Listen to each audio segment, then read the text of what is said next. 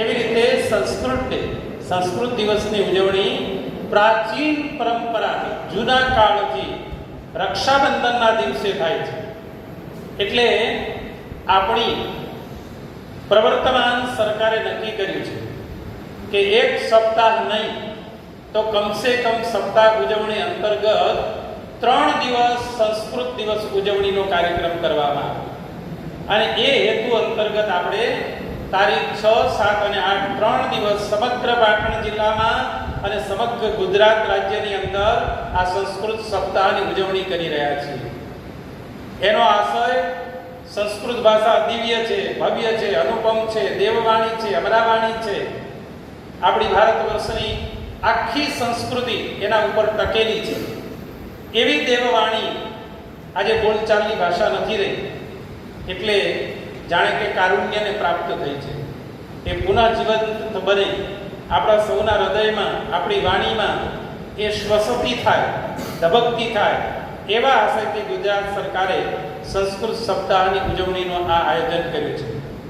તો 6 તારીખે દરેક જગ્યાએ ગૌરવ યાત્રા, 7 તારીખે શાળા કક્ષાએ કાર્યક્રમ અને 8 તારીખે શાળા કક્ષાએ તો ખરો જ, પણ જિલ્લા કક્ષાએ પણ એક ભવ્ય કાર્યક્રમ થવા જઈ રહ્યો છે.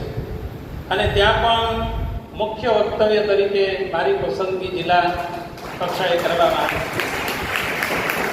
હવે પાટણ જિલ્લાના આપણે નિવાસી હોવાના કારણે આપણી જવાબદારી વધી જાય છે. એનું કારણ કહું કે આજથી થોડા સમય પહેલા સંસ્કૃત ભાષાનો પ્રચાર અને પ્રસાર થાય એવું કોઈ આયોજન ગુજરાત સરકાર પાસે નહોતું.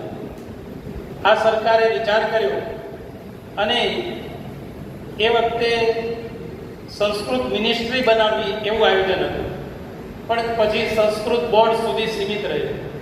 અને આ જવાબદારી આપણા અત્યારે હાલ પાટણ જિલ્લાના જિલ્લા શિક્ષણાધિકારી અને અમારી શાળાના પૂર્વ શિક્ષક, સાયન્સ ટીચર માનનીય શ્રી અશોકભાઈ ચૌધરી સાહેબને આપવામાં આવી. અને એક જ મહિનામાં એમણે આખા સંસ્કૃત બોર્ડની રચના કરી અને મિનિસ્ટ્રીને સોંપી. એટલે આપણા ડીઓ સાહેબનો ખાસ આગ્રહ હતો કે પાટણ જિલ્લામાં તો ગૌરવ યાત્રા નીકળે, કચ્છી દિવસની ઉજવણી થાય, એ દિવ્ય અને ભવ્ય હોવી જોઈએ. આપણે બધા સંસ્કૃત ભાષાના પ્રચાર અને પ્રસાર માટે આજથી તમે જોડાયો છો કે તમારા હૃદયમાં ક્યાંક સંસ્કૃત ધબકતું થાય, નાના નાના વાક્યો તમે સંસ્કૃતમાં બોલતા થાઓ.